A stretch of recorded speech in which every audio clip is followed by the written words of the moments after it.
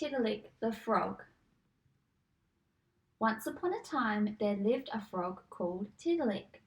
Tiddalick lived in the Walloombi Valley.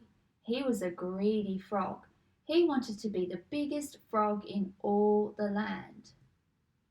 One very hot day, Tiddalick became very thirsty. He wandered down to the billabong where there was plenty of water.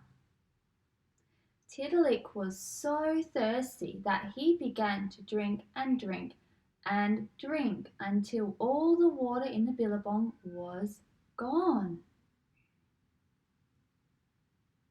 When all the other animals came to the billabong for a drink, they discovered that there wasn't any water left. They were hot and thirsty too. They knew that it was the greedy frog Tiddalick who had drunk all the water, and they became very angry at him. The animals knew that they had to get the water back somehow. If they wanted to get all the water out of Tiddalick and back to the billabong, they would have to do something. The wise owl suggested that if he laughed, all the water would come out. First the echidna tried to make him laugh. The echidna rolled down the hill into the dried up billabong, but Tiddalick didn't laugh. Next, the kookaburra, who was perched high up in the gum tree, pretended to fall out. Tiddalick still didn't laugh.